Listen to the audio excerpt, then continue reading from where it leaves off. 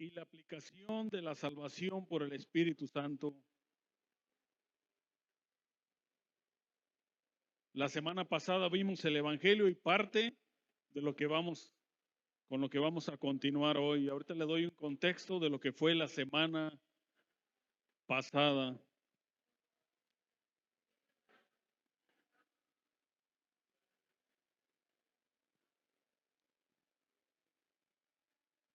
Así es que le pido su atención, por favor.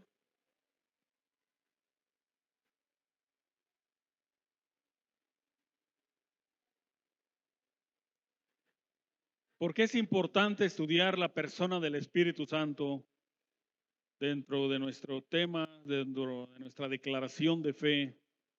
La persona del Espíritu Santo es una de las menos conocidas, pero también es una de las doctrinas donde más se saca de contexto y más se da mal uso al poco conocimiento que se tiene del Espíritu Santo.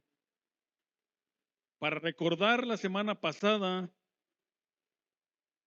le dije que veríamos todo ese camino de la salvación, que es la obra del Espíritu Santo en la vida del creyente, y comenzamos con lo que es el Evangelio. Fue el primer tema de la semana pasada, que tiene que ver con ese llamamiento general que Dios nos hace y que es con el que se abre la puerta, por así decirlo, a nuestra salvación, la proclamación del Evangelio. Continuamos con la gracia irresistible, la regeneración y la conversión. Hoy estudiaremos, como dice ahí en su hoja, la justificación, la adopción, la santificación, la perseverancia y la glorificación. Son conceptos muy importantes en los cuales la persona del Espíritu Santo obra en el corazón de la vida del creyente desde el momento que escucha el Evangelio, es regenerado y hasta el fin, cuando el Cristo venga por su iglesia y seamos resucitados y recibamos ese cuerpo glorificado. Entonces, este camino es desde la predicación del Evangelio hasta el momento de nuestra glorificación. Y en todo esto es la persona del Espíritu Santo la que obra y está trabajando en usted y en mí y en la vida de todo aquel que ha nacido de nuevo. Y para estudiar un poco algunos conceptos, la semana pasada le hablé acerca de la neumatología, que es el estudio teológico del Espíritu Santo. Es una disciplina dentro de la teología cristiana que se enfoca en la persona, en la obra y naturaleza de la persona del Espíritu Santo. Y también le hablé de un concepto en teología que se llama economía de la Trinidad. Y esta economía quiere decir las diferentes maneras en que las tres personas de la Trinidad se relacionan y actúan uno con otro en la vida del creyente y por toda la eternidad. En la obra de redención, escucha, esto es bien importante, hay funciones distintas. Cada una de las personas de la Trinidad juega un papel fundamental. La salvación se origina en el Padre, Él es el administrador de nuestra salvación. El Hijo, ¿cómo participa el Hijo? Bueno, esta salvación tiene su fruto en el Hijo. Todo lo que el Padre hace para nuestra salvación lo hace a través del Hijo. Es a través de su obra redentora. Recuerden que no fue el Padre el que murió en la cruz, ni fue el Espíritu Santo, fue el Hijo, la persona de la Trinidad, el Hijo quien murió en la cruz. Pero lo que nos ocupa en este tiempo, y no menos importante, es la persona del Espíritu Santo, que es la que produce esa obra de regeneración. Le dijimos que algunos sinónimos de regeneración son nuevo nacimiento, nueva vida en Cristo, nuevo corazón, nueva criatura, corazón de carne, por si usted encuentra estos conceptos a través de la Biblia de la regeneración, que son sinónimos de la nueva naturaleza, de esa obra que comienza el Espíritu Santo en cada uno de nosotros. El Espíritu Santo entonces es el que produce esta obra de regeneración.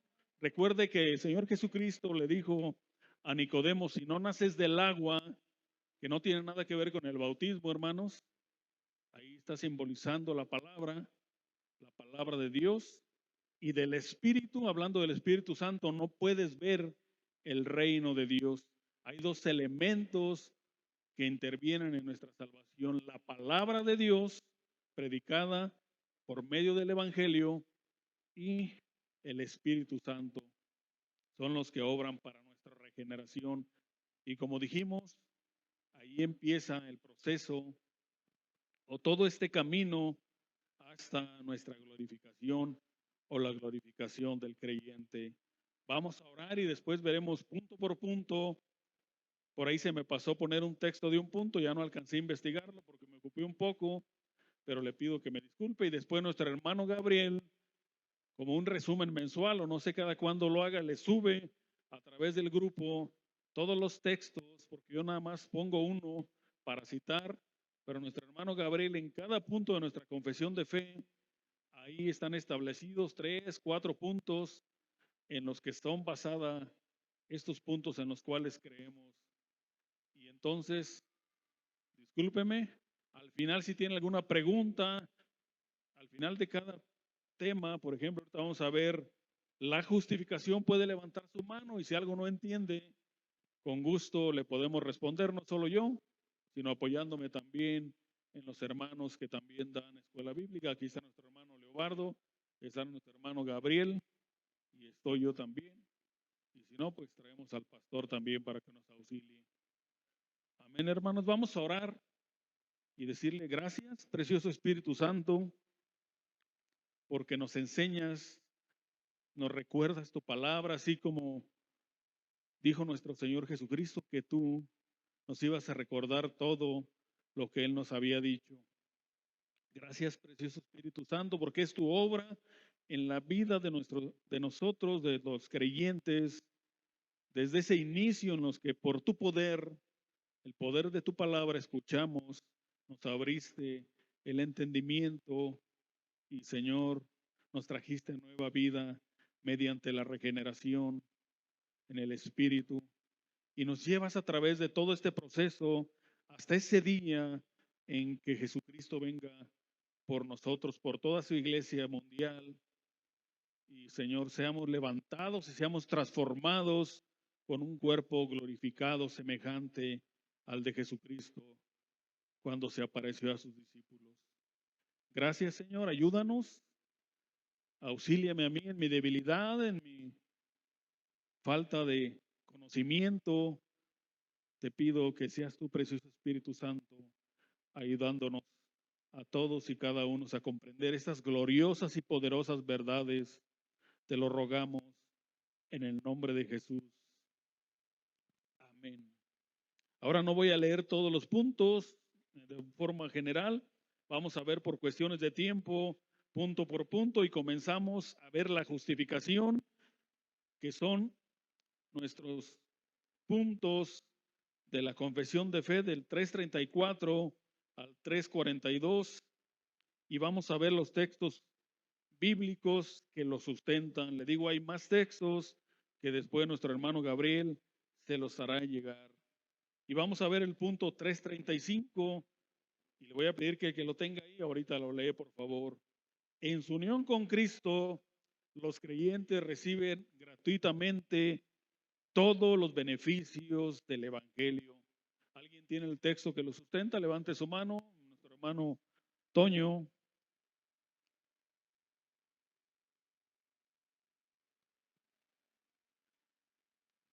Bueno. Efesios 1:3. Bendito sea el Dios y Padre de nuestro Señor Jesucristo, que nos bendijo con toda bendición espiritual en los lugares celestiales en Cristo. Ahí está, ¿verdad, mi hermano? hermanos, ese punto, cómo respalda ese punto de nuestra confesión de fe, ese texto, hablando de que Jesucristo, bendito sea el Dios y Padre que nos bendijo con toda bendición espiritual, ya nos bendijo en los lugares celestiales en Cristo. Qué gracia tan hermosa y tan grande la de nuestro Señor, que recibimos gratuitamente todos esos beneficios. Punto 336. Aquellos a quien Dios llama eficazmente, lo que vimos la semana pasada, ese llamamiento eficaz. Si usted tiene alguna duda, escuche la clase o al final le puedo decir qué significa ese llamamiento eficaz. Aquellos a quien Dios llama eficazmente a sí mismo, Él los justifica en Cristo. Y si usted ve, están negritas ahí y al final vamos a dar una explicación de lo que es la justificación. Punto 336, nos tiene nuestra hermana por aquí adelante. Romanos 8, 29 y 30. Así dice la palabra de Dios. Porque a los que antes conoció, también los predestinó para que fuesen hechos conforme a la imagen de su Hijo, para que Él sea el primogénito entre muchos hermanos. Y a los que predestinó, a estos también llamó. Y a los que llamó, a estos también justificó. Y a los que justificó, a estos también glorificó. Gracias, hermana, nos justificó. Ahorita vamos a ver ese concepto más ampliamente para que usted lo entienda. Lo glorioso de la obra del Espíritu Santo. ¿Cómo es que usted y yo, culpables, pecadores, somos justificados por medio del sacrificio de Cristo? Punto 337, perdonando todos, no solamente algunos, todos nuestros pecados. Punto 337, texto, levante su mano el que lo tenga, ahí está este jovenazo, qué bueno que participa, Chino. Romanos 4:7. Bienaventurados aquellos cuyas iniquidades son perdonadas y cuyos pecados son cubiertos. Así es, todas nuestras iniquidades han sido perdonadas, esto es lo que creemos por el sacrificio perfecto y completo de nuestro Señor Jesucristo. Punto 338, que creo que es el que no tengo. Y declarándoles justos y aceptables delante de Él. ¿Ese es el texto que me falta, hermanos? No, es el 339. ¿Quién tiene el 338? Que es Romanos 3:26. Romanos 3:26, con la mira de manifestar en este tiempo su justicia, a fin de que Él sea el justo y el que justifica al que es de la fe de Jesús. Gracias, Carlita.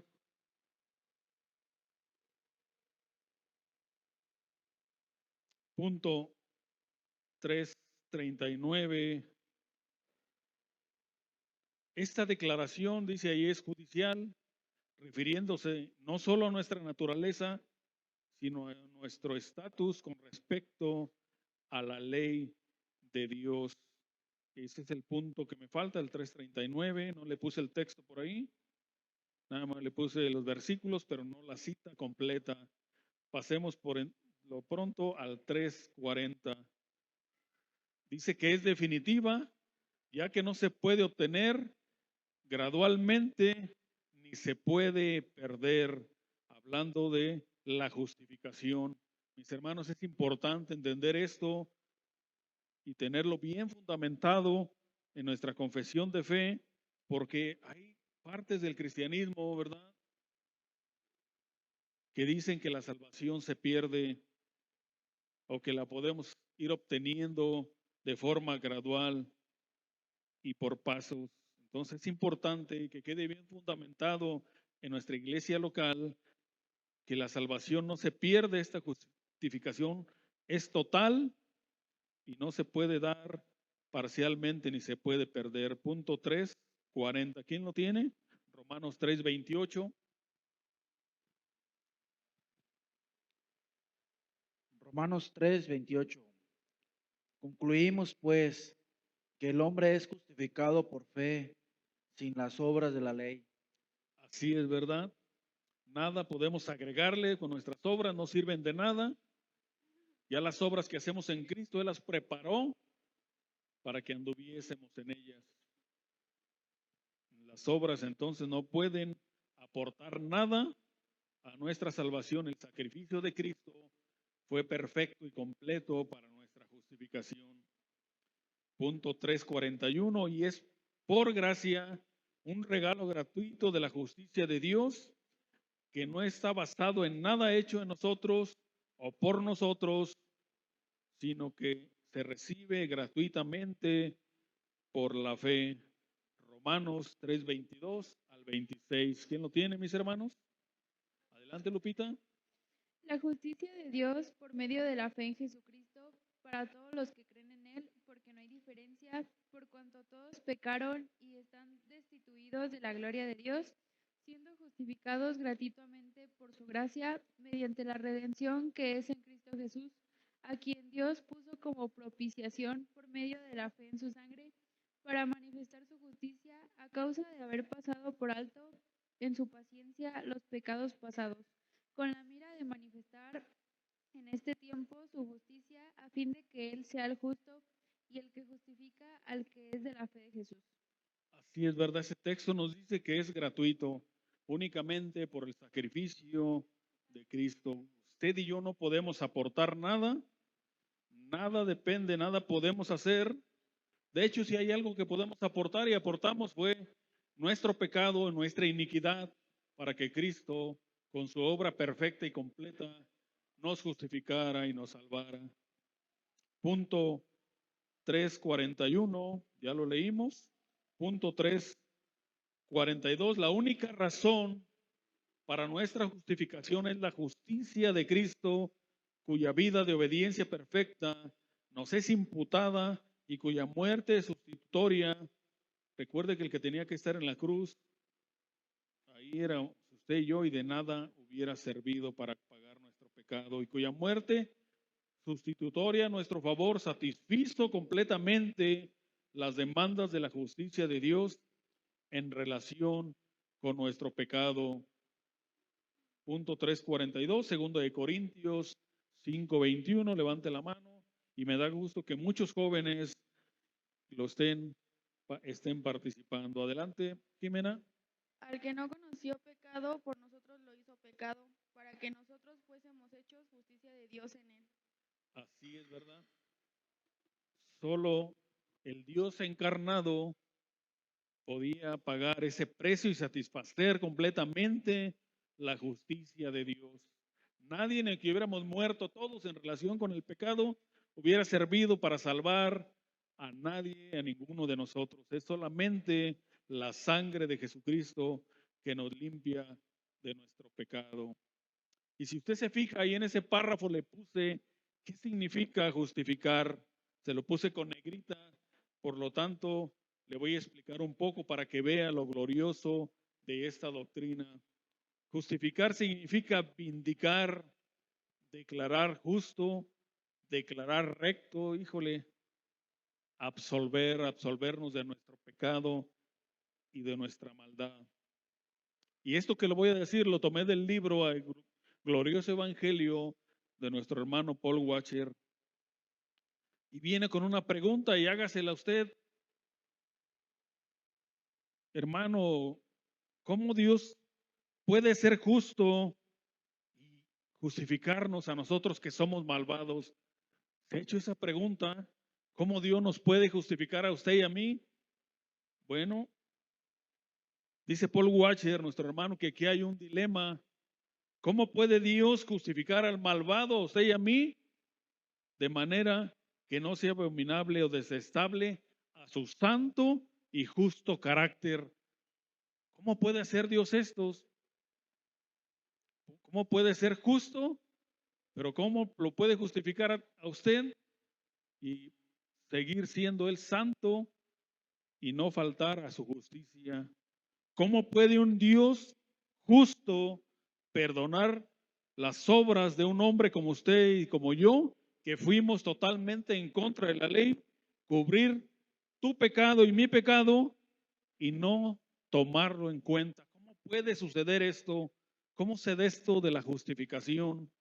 La respuesta divina es esta, y y es una de las más grandes declaraciones de la Escritura, es que nada es imposible para Dios. Pero ¿cómo hizo Dios esto?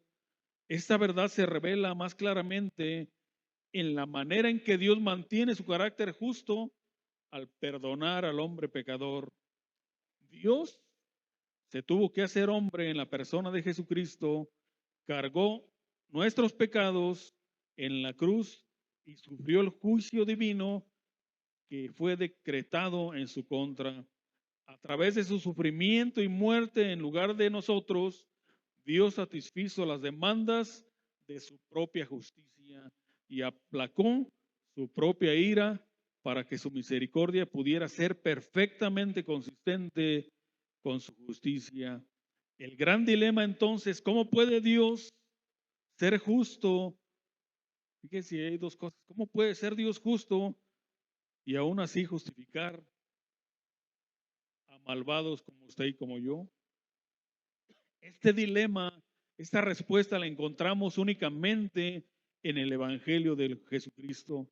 El mismo Dios que rectamente condena al malvado se hizo hombre y murió en el lugar de los malvados como usted y como yo. Dios no ignora, como que pasa por alto, ¿verdad? Renuncia o pervierte las demandas de su justicia como si Él dejara de ser santo. Eso nunca va a suceder. Para vivificarnos a nosotros malvados. En lugar de eso, Él pagó las demandas de la justicia a través del sufrimiento y la muerte de su Hijo en el Calvario. Mire todo lo que implica la justificación. Un Dios justo, pero también un Dios santo. ¿Y cómo puede ese Dios justo perdonarnos? Sí. Y pasar por alto toda nuestra maldad, siendo Él santo, santo, santo, es solamente a través del sacrificio de Cristo, mis hermanos. De ahí la importancia de entender lo glorioso de esta doctrina de la justificación. Somos justificados por Cristo. Y esta justicia es aplicada a nuestra vida por el Espíritu Santo. La doctrina de la justificación por fe, solo por la fe, fue una doctrina que originó la controversia más profunda en la historia de la cristiandad. Esa controversia provocó la reforma protestante en el siglo XVI y la frase popular que salió de ahí, sola fide, es decir, esa justificación solo por la fe en Cristo Jesús.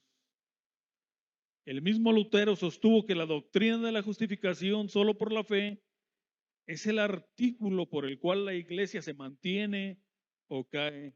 Calvino también estuvo de acuerdo con esa evaluación de la urgencia del asunto, diciendo que la doctrina de la justificación es esta bisagra en lo que todo gira.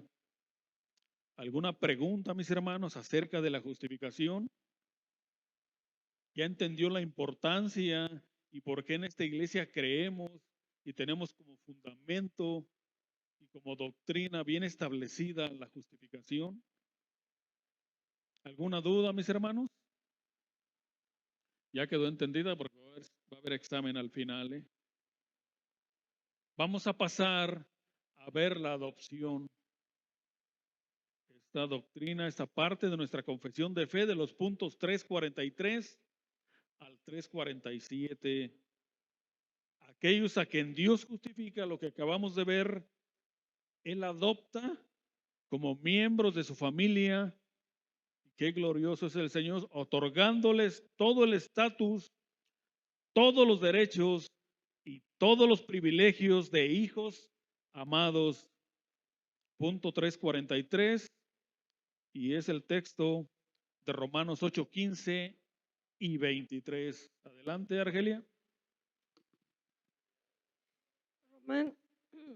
Romanos 8:15, pues no habéis recibido el espíritu de esclavitud para estar otra vez en temor, sino habéis recibido el espíritu de adoración por el cual clamamos Abba, Padre.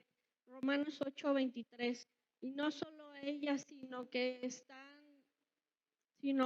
también nosotros mismos que tenemos las primicias del Espíritu, nosotros también gemimos dentro de nosotros mismos, esperando la oración, la redención de nuestro cuerpo. Gracias. Punto 334. Como hijos de Dios, nosotros recibimos su nombre. Hermano, ponga atención a esas palabras. Usted recibió el nombre de Dios. Usted es llamado su hijo. Punto 334. ¿Quién lo tiene? Adelante, Paula. Segunda de Crónicas 7:14.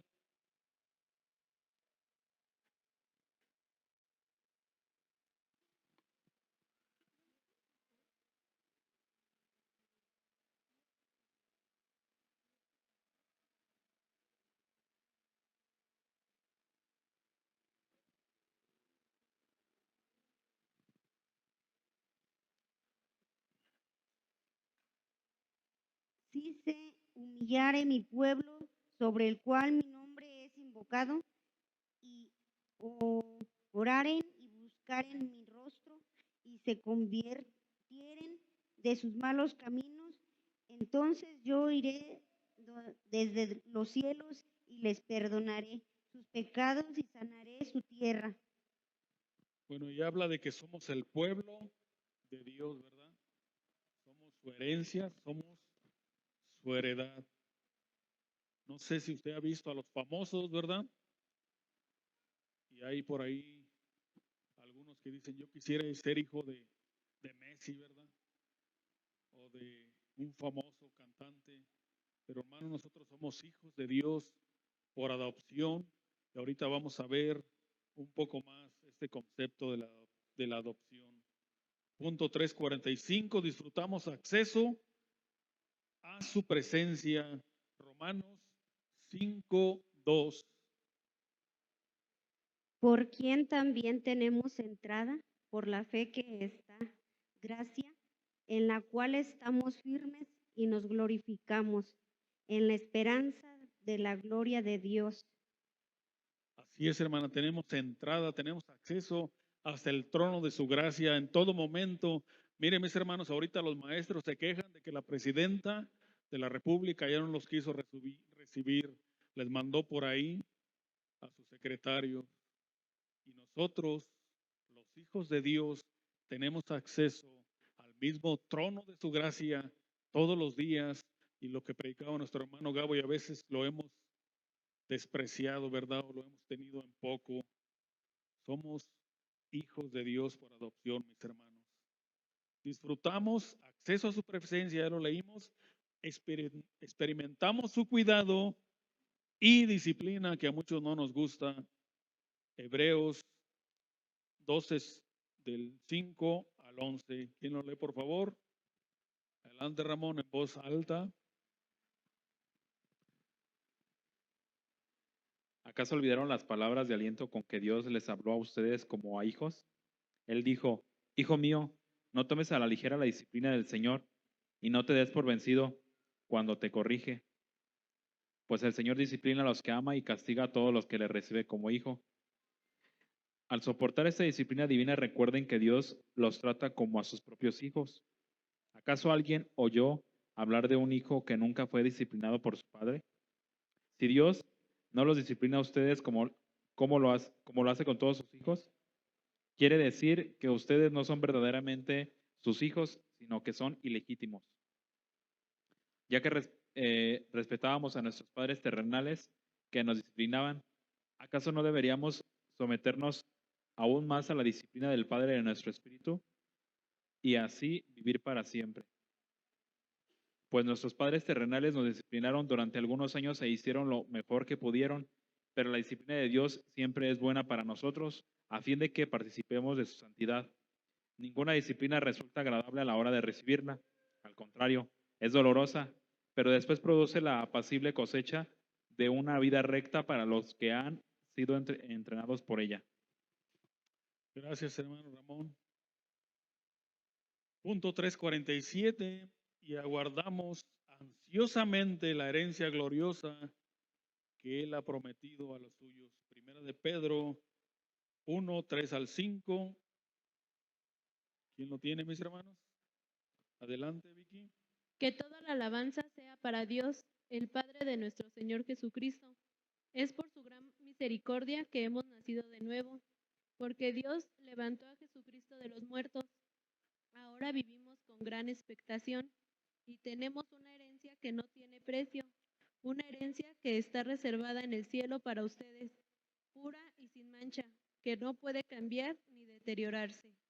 Por la fe que tienen, Dios los protege con su poder hasta que reciban esta salvación, la cual está lista para ser revelada en el día final, a fin de que todos la vean. Primera de Pedro 1, 3 al 5 y el 32.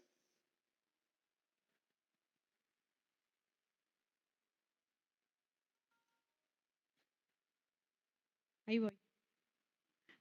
¿No tiene 32? Adelante. ¿No tiene? No tiene. Perdón, ahí se me fue ese punto entonces, esa parte. Ya ven como yo también cometo errores. Lo puse en negrito en ese párrafo, la adopción, mis hermanos, para que entendamos un poco más de lo que nos explica con la explicación de este autor. Hemos visto la justificación, ahora pasamos a ver la adopción y le voy a dar una lectura que bajé de internet.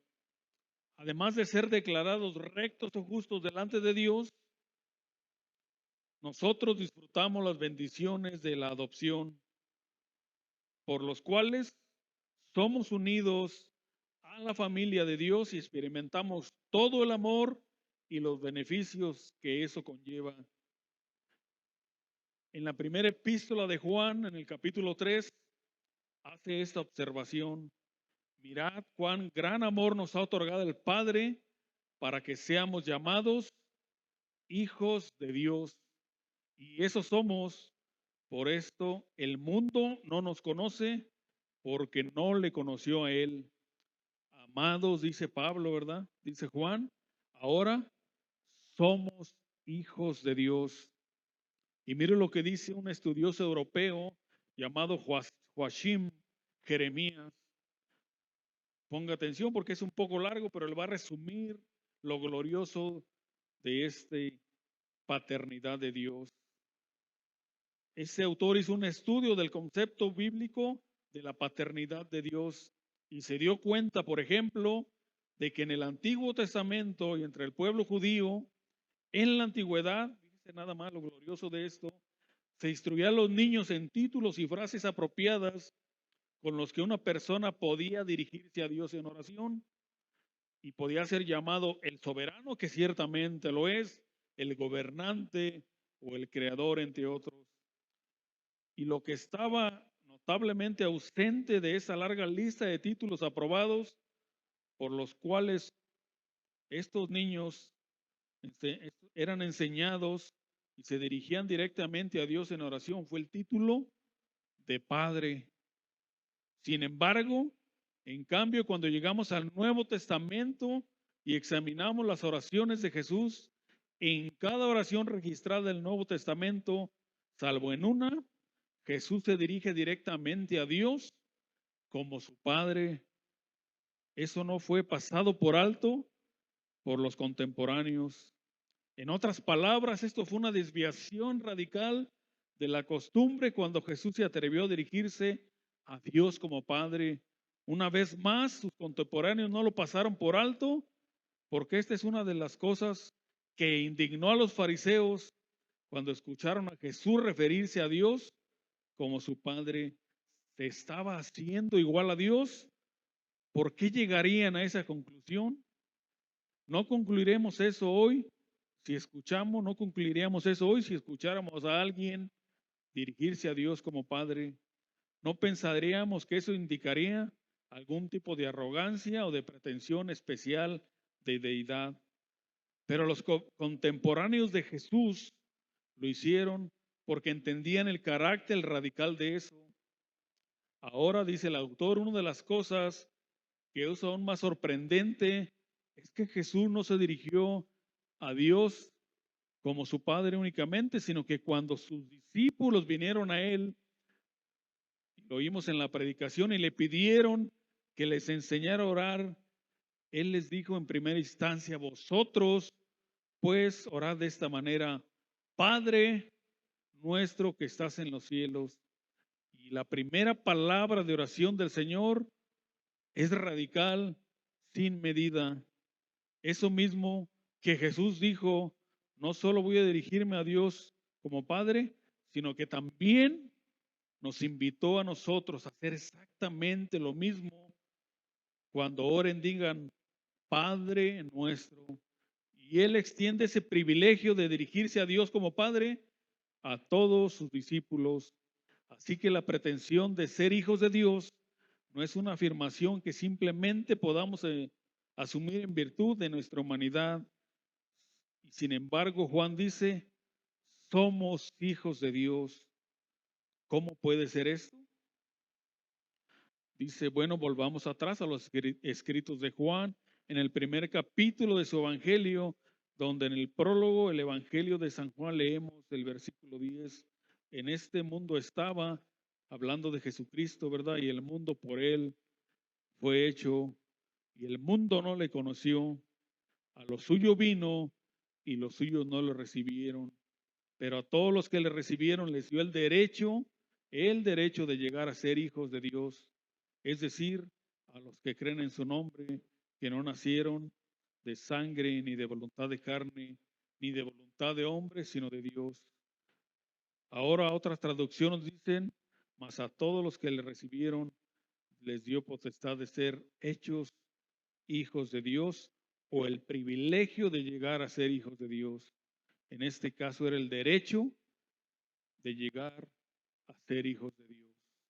Vea lo maravilloso y lo glorioso de la doctrina de la adopción y de cómo sucede esto en la vida de los creyentes. ¿Cómo lo recibimos? Por último, bueno, vemos luego en la carta de Pablo a los Romanos en el capítulo 8, porque todos los que son guiados por el Espíritu de Dios, los tales son hijos de Dios. Pues no habéis recibido el Espíritu de Dios, pues no habéis recibido un espíritu de esclavitud para volver otra vez al temor, sino que habéis recibido un espíritu de adopción, que es lo que estamos viendo, como hijos, por el cual clamamos: Abba Padre. El Espíritu mismo da testimonio a nuestro espíritu de que somos hijos de Dios, y si hijos, también herederos, herederos de Dios y coherederos con Cristo. Así que, mis hermanos, nada más claro en la doctrina de la adopción. Adelante, Paula.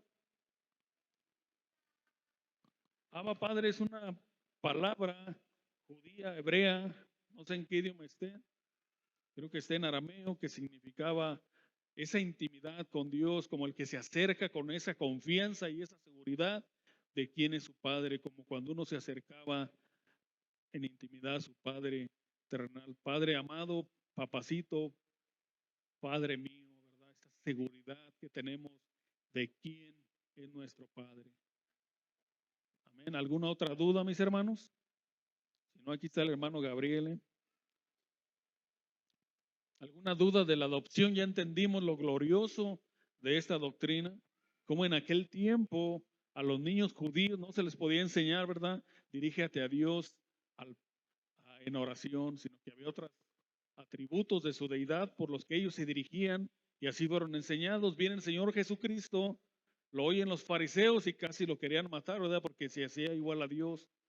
Y luego el Señor Jesucristo nos dice: oren de esta forma, digan Padre nuestro.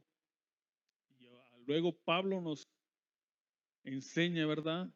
El Espíritu Santo, su obra, de lo que estamos hablando, el tema que nos ocupa de la adopción, como el Espíritu Santo nos trae ese entendimiento y esa revelación de que ahora somos adoptados y tenemos todos los beneficios y la herencia de la gloria de Cristo solamente por su sacrificio.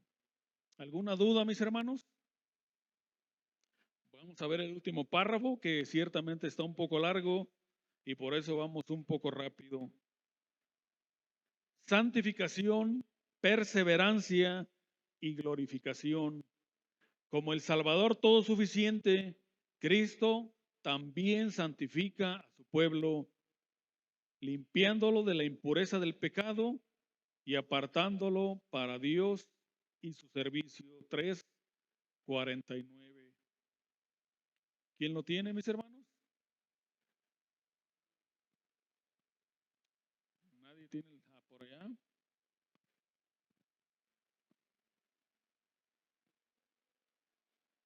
Los esposos deben amar a sus esposas, así como Cristo amó a la iglesia y dio su vida por ella. Lo hizo para hacerla solo suya, limpiándola por medio de su mensaje y del bautismo. Gracias, hermana Clarita. Como ahí nos hace una analogía, ¿verdad?, de lo que ha estado predicando el pastor del matrimonio, cómo debemos santificar a nuestras esposas por la palabra y cómo Dios nos santifica por su palabra, nos lava, nos limpia de toda nuestra inmundicia y de toda nuestra maldad. La obra renovadora del Espíritu Santo rompe su esclavitud al pecado y a Satanás y los levanta a vida nueva, haciendo posible que los creyentes mortifiquen el pecado y crezcan en semejanza a Cristo. Punto 350 de nuestra confesión de fe. ¿Quién lo tiene? ¿Está ganando el calor o qué? ¿Sí? Bueno, no se duerma. Ya vamos a acabar.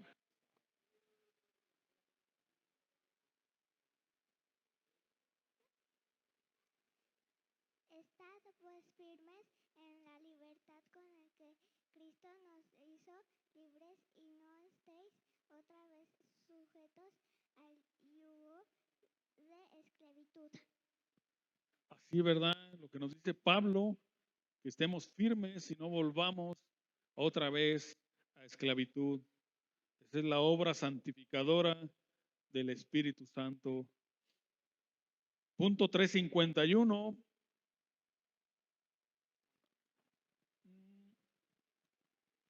¿Quién lo tiene? La santificación es por consiguiente tanto un acto definitivo de Dios. Punto 351. En esa voluntad somos santificados mediante la ofrenda del cuerpo de Jesucristo, hecha una vez para siempre. Y ciertamente todo sacerdote está día tras día ministrando y ofreciendo muchas veces los mismos sacrificios que nunca pueden quitar los pecados. Pero Cristo, habiendo ofrecido una vez para siempre un solo sacrificio por los pecados, se ha sentado a la diestra de Dios. De ahí en adelante esperando hasta que sus enemigos sean puestos por estrado de sus pies. Porque con una sola ofrenda hizo perfectos para siempre a los santificados. Así es, hermano, gracias. Ese sacrificio perfecto y completo ya nos declara santos. En ese momento de nuestra conversión, somos santos. Que estemos en ese proceso de santificación progresiva, ¿sí? Se llama santificación inicial. Cuando creímos en Cristo, cuando nacemos de nuevo, pero al final de la eternidad, recuerde que Dios ya nos ve santos por ese sacrificio perfecto y completo en la cruz del Calvario. Punto 352, como una obra progresiva del Espíritu Santo. Punto 352, segunda de Corintios 7:1, adelante. Dice, segunda de Corintios 7:1. Así que, amados, puesto que tenemos tales promesas, limpiémonos de toda contaminación de carne y de espíritu, perfeccionando la santidad en el temor de Dios. Ahí está, ¿verdad? Tanto una obra en el momento que nos convertimos, pero hay un proceso de santificación progresiva en la que nosotros tenemos una responsabilidad, mis hermanos. Por eso dice el autor de Hebreos, limpiémonos, ¿sí?, de toda inmundicia, despojémonos de todo nuestro pecado. Punto 3:53. Sin embargo, esta perseverancia, y ahí lo puse, perdón, me falta. Los creyentes deben perseverar en fe y obediencia a fin de ser salvos. Y esta doctrina es muy importante, ahorita la voy a tratar de explicar. Los creyentes deben de perseverar en fe. Punto 3:53, que es Colosenses 1:23. Adelante. Dice Colosenses 1:23, si en verdad permanecéis fundados y firmes en la fe y sin moveos de esperanza del Evangelio que habéis oído, el cual se predica en toda la creación que está debajo del cielo, del cual yo, Pablo, fui hecho ministro. Gracias, Emanuel. Punto 3:54. Sin embargo, es la continuidad de lo que leímos, de perseverar. Esta perseverancia es también un don de Dios en Cristo, quien preserva a los suyos y los guarda a ser salvo por siempre. Y ahorita le digo, vamos al final, vamos a explicar un poco más, por eso lo puse en negritas. ¿Qué significa esto de la perseverancia? ¿Cómo es que podemos perseverar nosotros en la fe? ¿Quién tiene el texto que respalda? Romanos 8:29 y 30. Romanos 8:29. Adelante, Dani. Pues Dios conoció a los suyos de antemano y los eligió para que llegaran a ser como su hijo, a fin de que su hijo fuera el hijo mayor entre muchos hermanos. Y el 30, después de haberlos elegido, Dios los llamó para que se acercaran a él. Y una vez los llamó, los puso en relación correcta con él. Y luego de ponerlos en la relación correcta con él, les dio su gloria. Gracias. La meta, ya, te falta, ¿verdad? Judas 24. Sí, Judas 24. Y aquel que es poderoso para guardaros sin caída y presentaros sin mancha delante de la gloria con gran alegría. Así es. Ahorita vamos a ver un poco más adelante que esta perseverancia es un don de Dios, no depende de nosotros, pues es Dios el que nos guarda, como dice Judas, hasta el día final. Punto 3:55 y último, la meta suprema de la santificación es nuestra conformidad plena a la imagen de Cristo, la cual se alcanzará definitivamente cuando los creyentes sean levantados físicamente con Cristo en gloria, libertados del pecado y se regocijen en la presencia de Dios para siempre. Hablando esto de nuestra glorificación. Segunda de Corintios 3:18. ¿Quién tiene la última cita de hoy? Adelante. Segunda de Corintios 3:18. Por tanto, nosotros todos, mirando a cara descubierta como en un espejo la gloria del Señor, somos transformados de gloria en gloria en la misma imagen como por el Espíritu del Señor. Gracias. Ahí está la obra del Espíritu en nuestra glorificación. Le voy a explicar un poco ya para terminar algo de la santificación, por eso lo puse en negritas, y de la perseverancia, así es que ponga atención. La buena noticia de la fe cristiana no es solamente que estamos justificados, como vimos ya, por la justicia de Cristo, y que no tenemos que esperar hasta que estemos plenamente santificados antes de que Dios nos acepte en comunión con Él y con su familia, hablando de la adopción. Como lo hemos visto, sino que Él nos declara justos en virtud de la imputación o de la transferencia de la justicia de Cristo a nuestro favor. La justicia de Cristo nos fue imputada a nosotros. Y de lo que estamos hablando en este proceso de santificación es, en efecto, hacer justo o hacer santo al pueblo de Dios. Hemos visto que nuestra condición delante de Dios se basa en la justicia de Cristo, no en nuestra propia justicia. Sin embargo, en el momento en que somos justificados, un cambio real y verdadero es promulgado sobre nosotros por Dios, el Espíritu Santo, de modo que este proceso de santificación por el cual estamos siendo hechos santos y llevados a conformidad con Cristo, somos hechura de sus manos, que el cambio de nuestra naturaleza hacia la santidad y hacia la rectitud empieza inmediatamente. No existen tres pasos fáciles de santificación.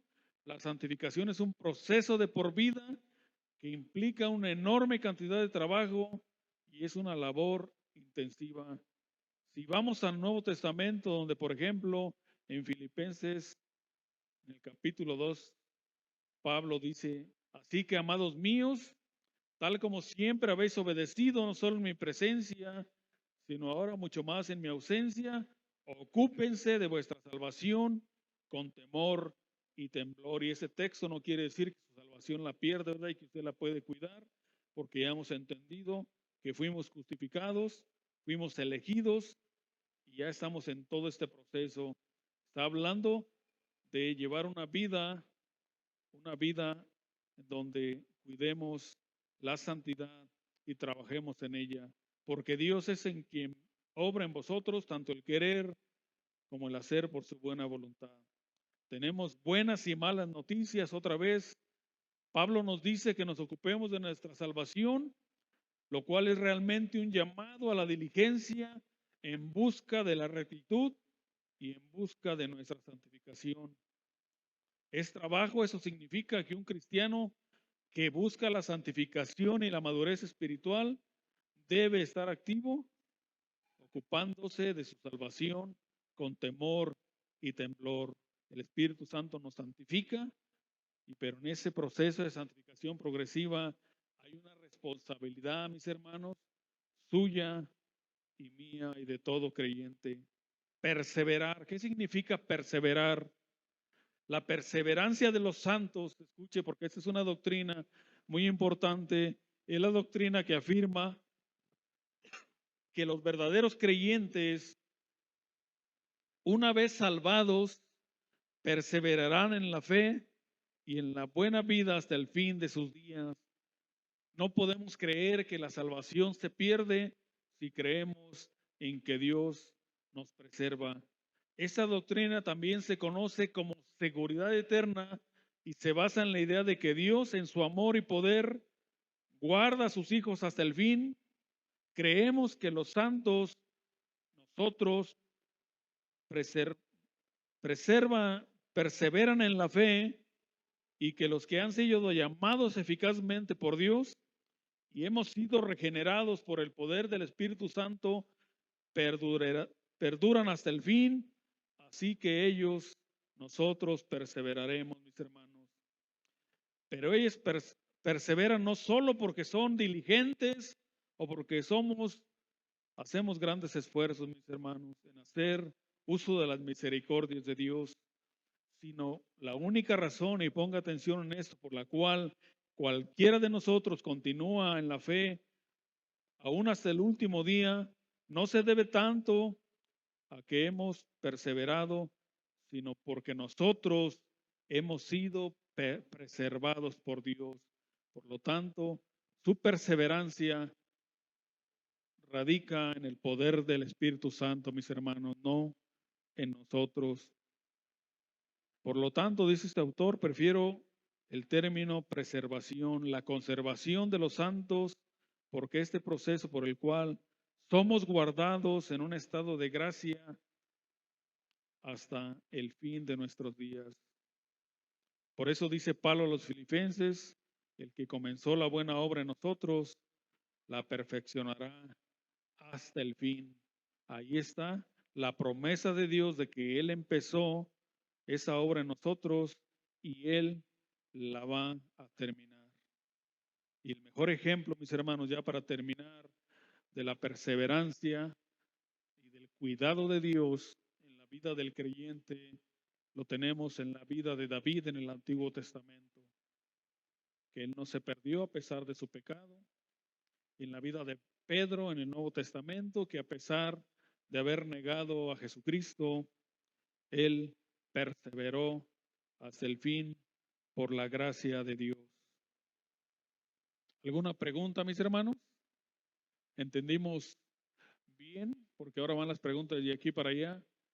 ¿Qué es justificación? ¿Qué es santificación? ¿Qué es adopción? ¿Qué es la perseverancia de los santos? ¿Por qué perseveramos?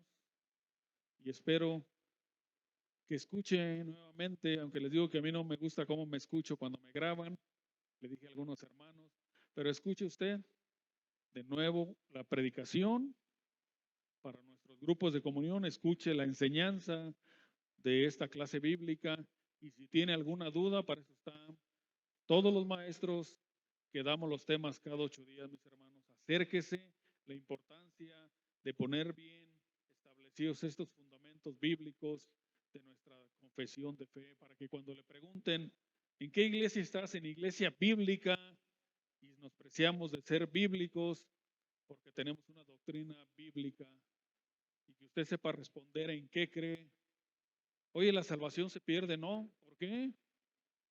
Bueno, porque somos preservados por el Espíritu Santo hasta el fin, porque Él nos eligió desde antes de la fundación del mundo para que fuésemos santos, porque Él nos glorificó. Ya estamos sentados a la diestra en lugares celestiales junto con Cristo Jesús.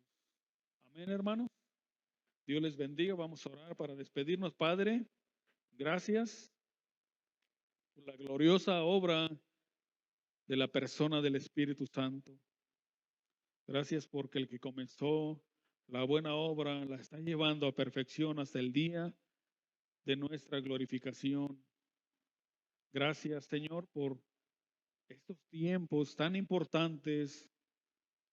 Gracias por haber puesto en el corazón de tus siervos el establecer estos puntos doctrinales y aprenderlos juntos y no ser llevados por todo viento de doctrina en esos tiempos tan peligrosos, y que como iglesia estemos bien fundamentados y que si nos llamamos iglesia bíblica, nunca nos apartemos de esas verdades y esos fundamentos que están en tu palabra. Gracias, precioso Espíritu Santo, por la obra que estás haciendo en la vida de cada uno de mis hermanos. Llévanos con bien a nuestros lugares, a nuestros hogares, a nuestros tiempos de convivencia con nuestra familia. Te lo rogamos